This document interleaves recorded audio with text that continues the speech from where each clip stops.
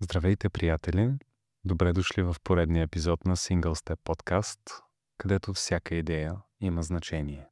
Аз съм Хари и днес ще ви запозная с един доста интересен хореограф, режисьор, артист Коста Каракашян. Здравей и добре дошъл! Здрасти, много ми е приятно. С Single Step започнаха някои от първите ми проекти в България, така че много вълнуващо сега пак да сме заедно в подкаста. За мен е не по-малко вълнуващо да си наш гост. Разкажи ни за себе си, кои са последните твои творения, с които се гордееш и можем да им се насладим? Работя като режисьор и като хореограф и за сцена, така и за кино.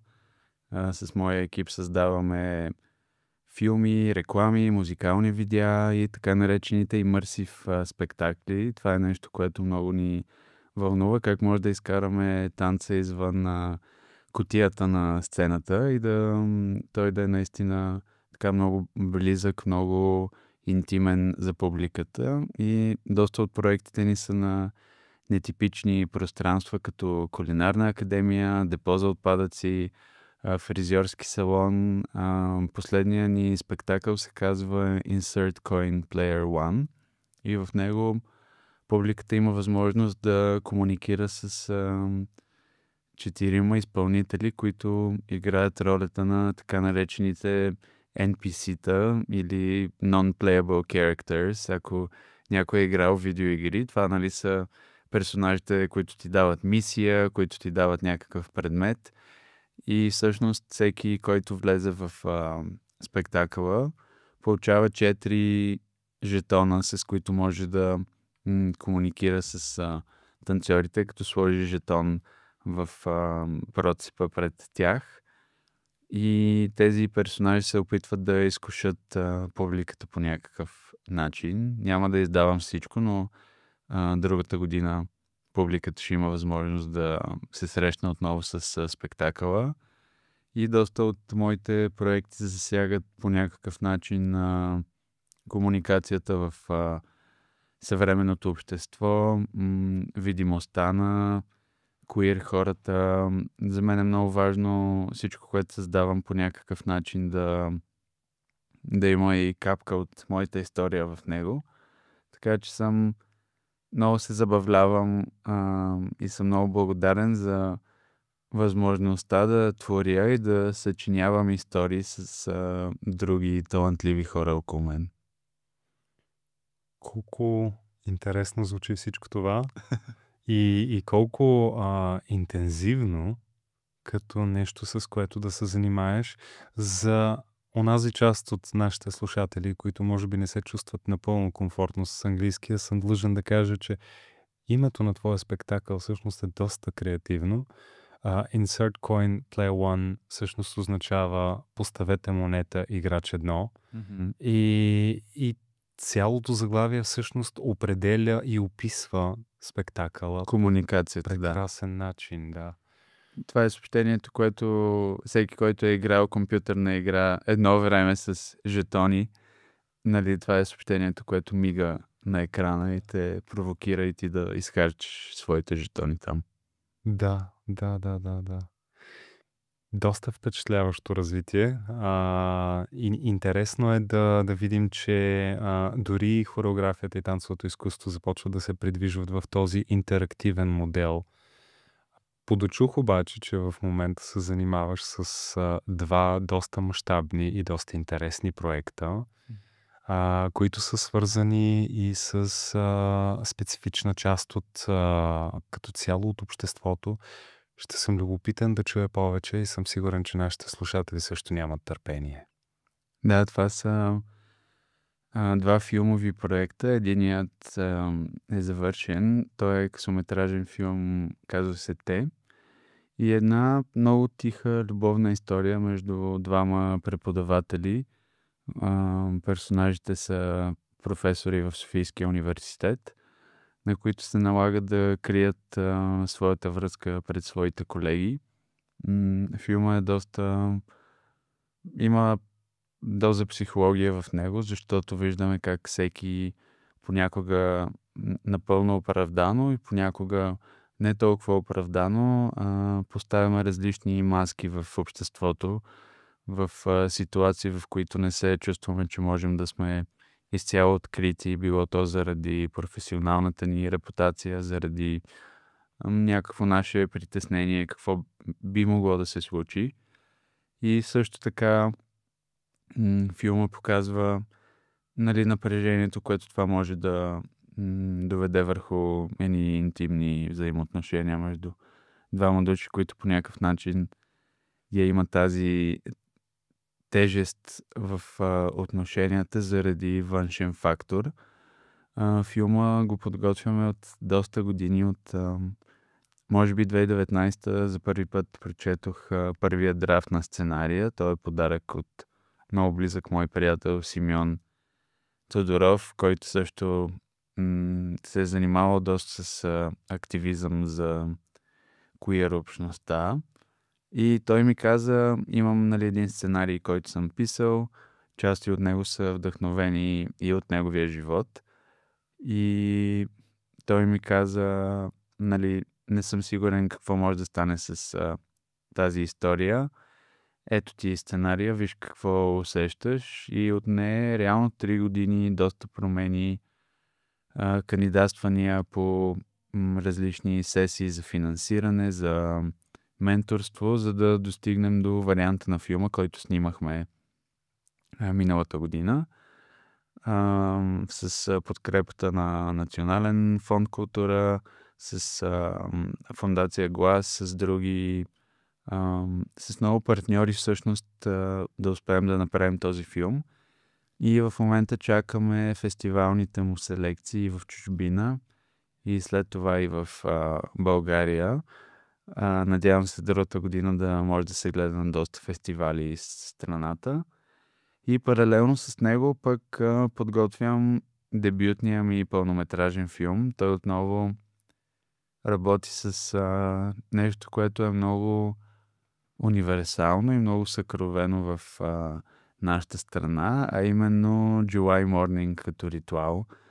Да, това е филм, който цялото действие се случва в 24 часа нощта преди Джулая, и затова и самия филм се казва July Morning, за група приятели през ранните 2000-ни, които току-що са завършили 12-ти клас и това е последното лято, в което са заедно на Джулая, преди всеки да поеме по нов път, различни университети, различни градове. И главният персонаж Симо, който так му е приключил връзката с своята приятелка и страдайки на деня на Джулая в един магазин за сувенири се среща с мистериозен скандинавец Йорген, който така той усеща, че има нещо под повърхността, но не е сигурен какви са тези емоции точно. И за 24 часа всичко се преобръща и за него, и за всички в кръга му от приятели. И това е филм, който буквално ден и нощ в момента сънувам. Идват много идеи. В момента сме в процеса на финансирането му. Другата година ще пуснем и кампания за подкрепа, така че всеки, който слуша и му звучи интересно, след няколко месеца ще има възможности да подкрепи филма, за да можем в септември 2026 да го снимаме. Вау! Всъщност, относно това, което току-що разказа, аз някак си го изживях, припознах толкова много от историята, която аз съм изживял в тези кратки, откъслечни детайли, които ти реши да споделиш. И това е нещо, което ще докосне много хора, според мен. Благодарим ти, че се занимаваш с това, че твориш това, че ни даваш досег до този, може би не толкова скрит за много от нас свят, но може би позабравен. Нямам търпение да видя резултата. Няколко неща, към които искам да се върна. Относно първият ти проект, ти ни разказа, че това е историята на двама професори. Какво би им казал, ако те слушаха? М.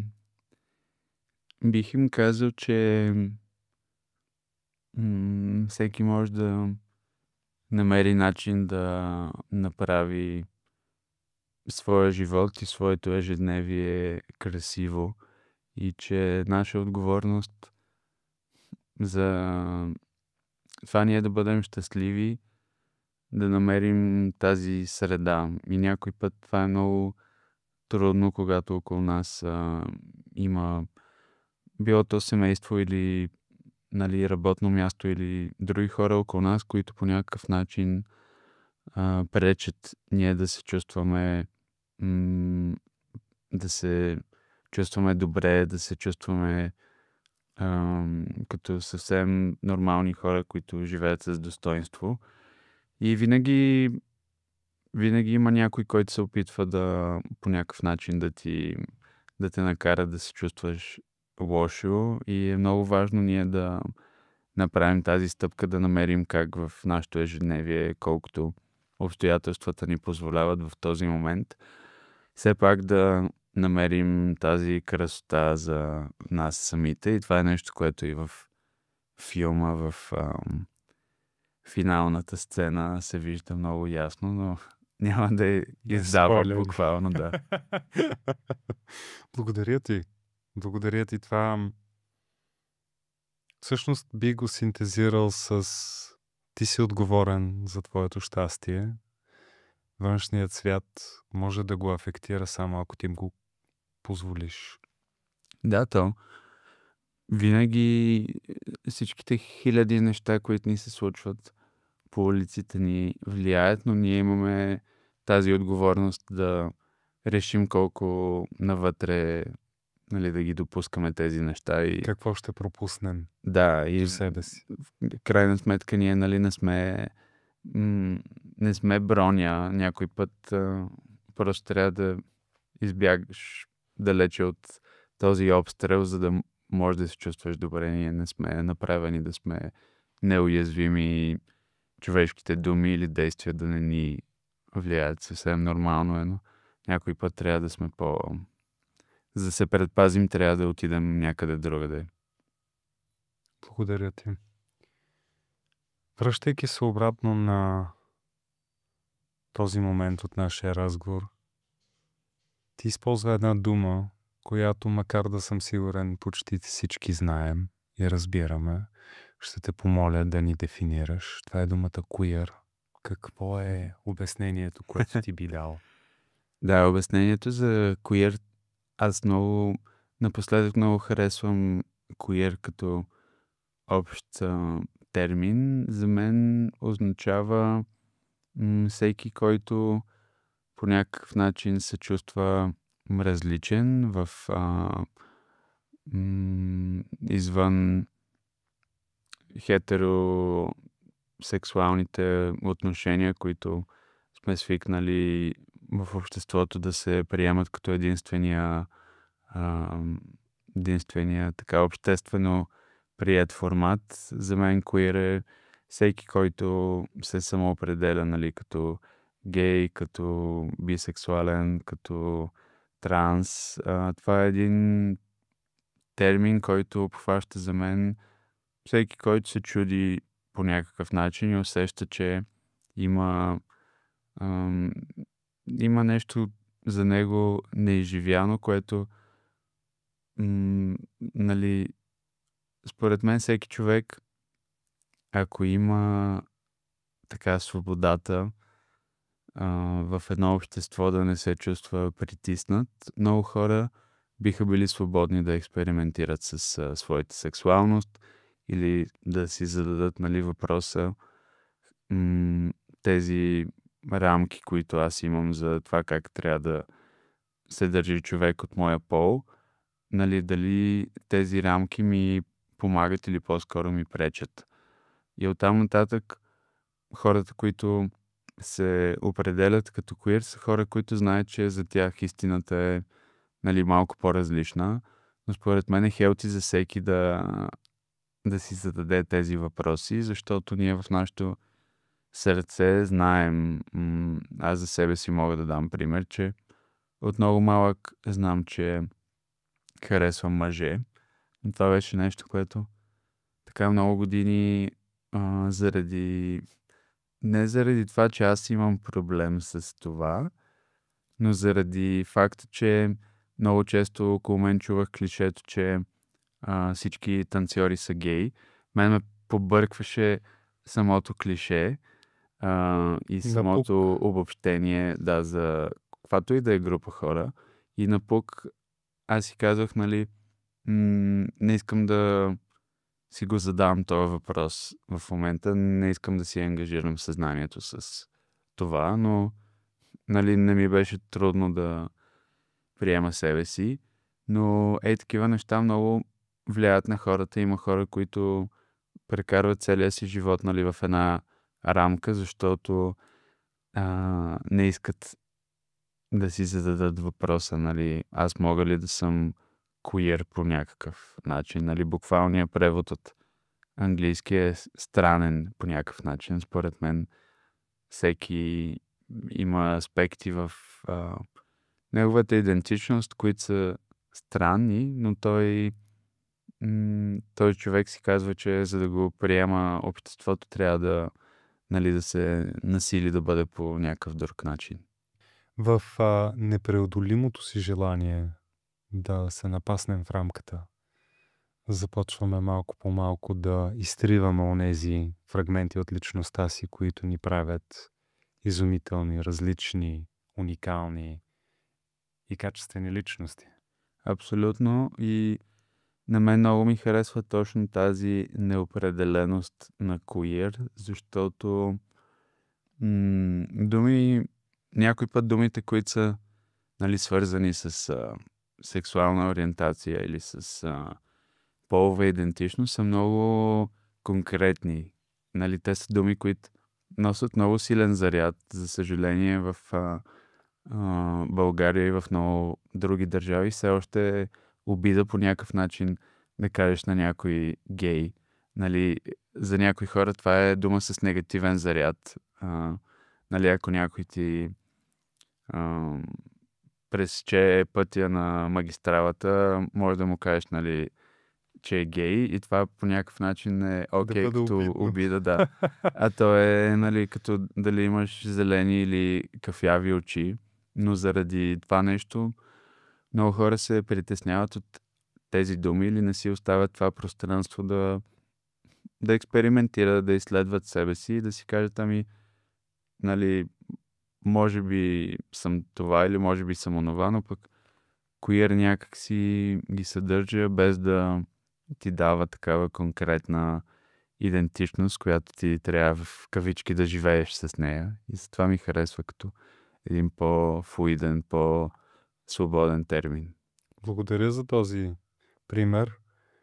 Мисля, че успя да убедиш мен със сигурност, а може би и немалко други хора, в това, че да се използва думата queer вместо много нейни алтернативи, може би е добра идея и може би можем да го приемем като част от ежедневието си.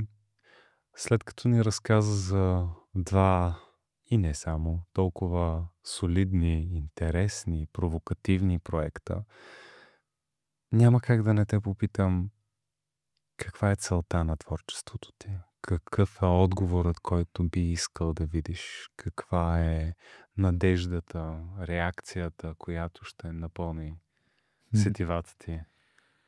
За мен в моето изкуство има, може би, две линии. Едната винаги е свързана с някакъв вид провокация, нещо по-игриво. Важно ми е все едно да има неочаквана реакция в публиката. Не е задължително по някакъв много екстремен, нали, шокиращ начин, но да дойдат и да преживеят нещо, което не са очаквали.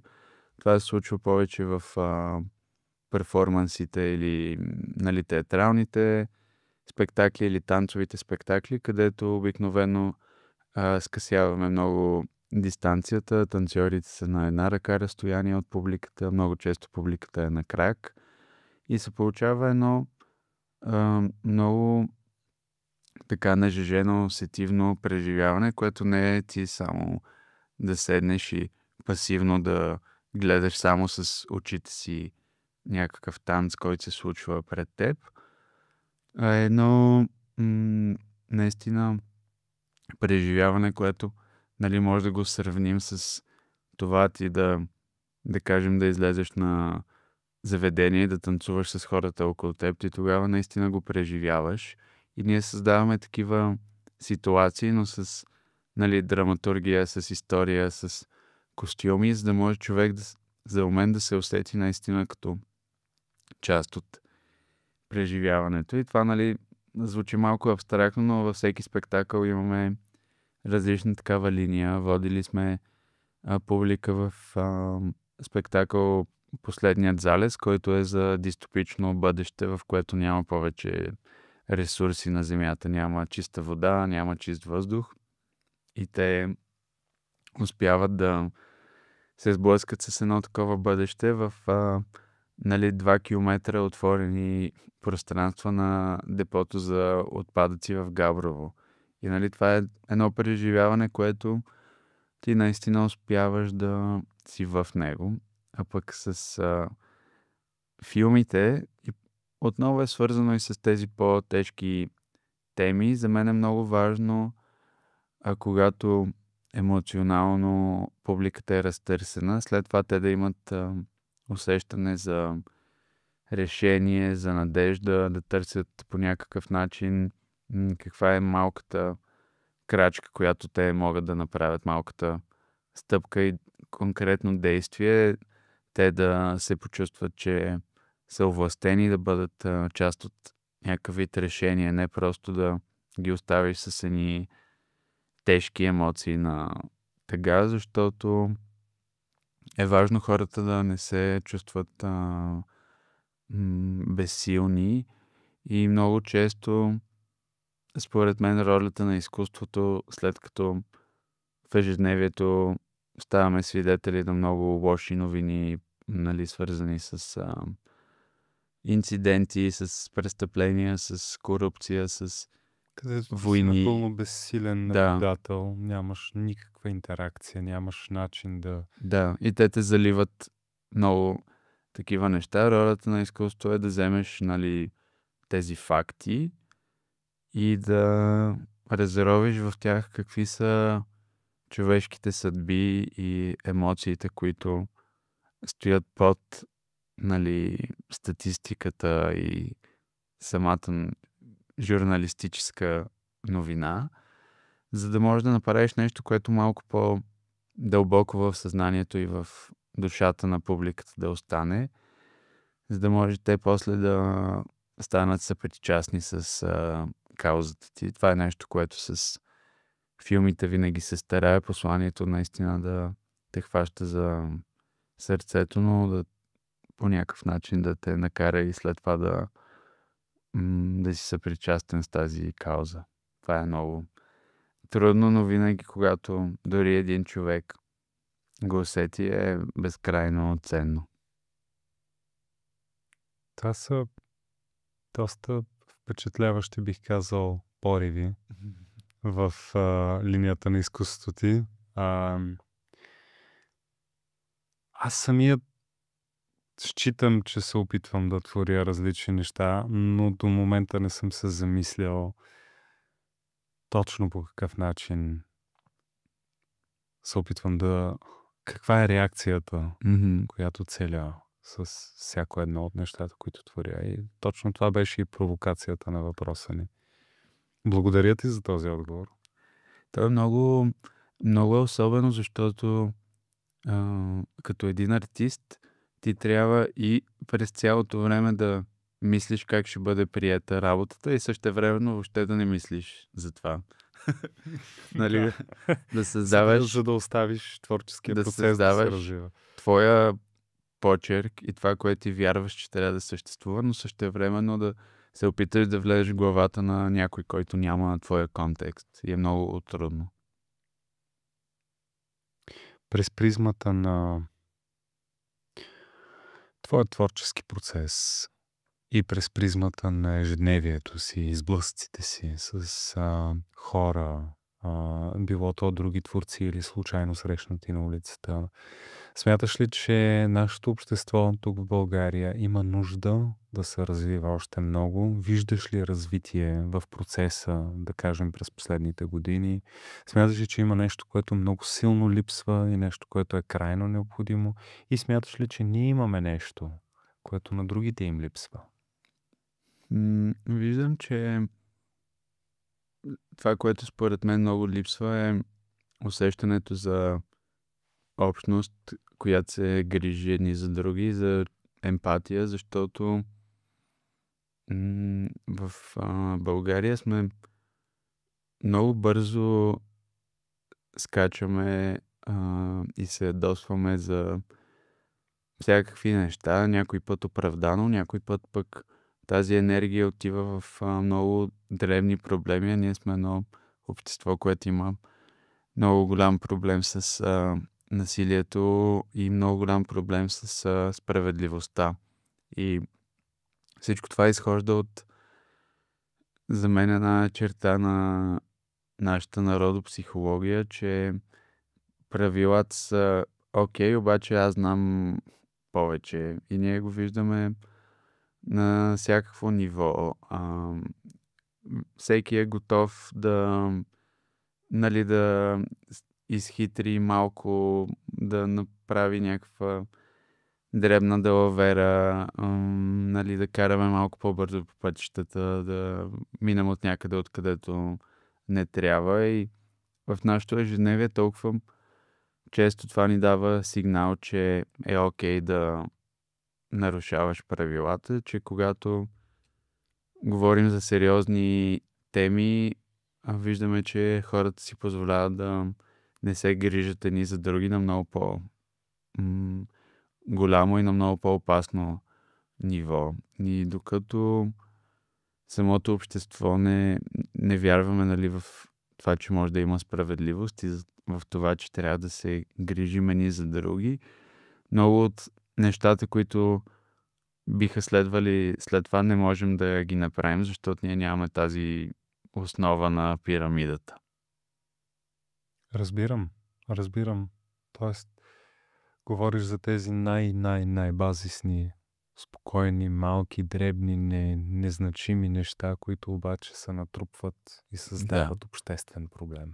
Абсолютно няма как да говориш, нали, за духотвореност, когато хората се притесняват за базисни неща, нали, дали ще бъдат в безопасност, дали ще имат материално достатъчно, нали, има много проблеми, които са на много такова фундаментално ниво за нашето битие и съществуване и е важно там да започнем. И, нали, пак е голям парадокс, че изкуството е нещо много възвишено, но пък може и на такова ниво да ни напомни защо е важно да се борим за тези неща. Да, напълно. Какво смяташ, че е нивото на изкуството в България? Смяташ ли, че хората тук творят? Смяташ ли, че много хора в България творят? Аз винаги казвам, че за мен по света артистите са еднакво талантливи. Няма, нали, някоя държава, където хората се раждат по-специални, но това, което липсва много, е средата и това усещане за много от артистите, че те не са... Важно е, отново връщайки се към достоинството, артистите да се чувстват, че могат да живеят живот, в който труда им се оценява и на тях в обществото не се гледа, нали, като някакви много такива бедни, жални хора, които едва свързват двата края, си избрали да се занимават, нали, с някакъв кръжок, обаче искат някой да ги подкрепя. Много често в публичното пространство, нали, артистите се в някакъв контекст се вижда, че Има комуникация за това, че няма достатъчно финансиране за артистични проекти, което е наистина голям проблем в България спрямо бюджетите в други европейски държави и създава едно такова ненужно напрежение между хора, които се занимават с изкуство и хора, които не се занимават с изкуство, но пък имат такава потребност, защото няма човек, който не слуша музика и не гледа филми и не чете, нали, нещо. Всички консумираме Да. изкуство. И хората, които го създават, заслужават, нали, така да не са на ръба на бедността, защото са избрали да се занимават с творчество, а тази роля в обществото да бъде така ценена, както и други професии. Това също е голям проблем, защото самите артисти понякога правят големи компромиси с посланията и с темите, които засягат, само и само за да могат финансово да, нали, да съществуват. Окей. Обезпечени. Да. Да. Чувам те. Всички те чуваме. И това е ценно послание. Смяташ ли, че изкуството може да бъде учител? Със сигурност. Нали, то е много интересно, дори изкуството, което някакси така се е утвърдило и се консумира съвсем пасивно. Например, не знам, ако отидеш да гледаш, нали, Лешник от Рушачката или Шекспир, ти какво общо имаш с тези персонажи? Нищо, нали, като човек от 21 век, обаче и ти изпитваш също вълнение или същия страх или същия гняв, който тези герои в филм или в книга могат да изпитат. И ти подсказва нещо за твоята природа, което може би в твоето ежедневие ти нямаш възможност да достигнеш до него. Емоцията, универсален език и комуникация на изкуството. Да, абсолютно. Изключително много съм ти благодарен за този разговор. Ти си прекрасен събеседник. И аз благодаря.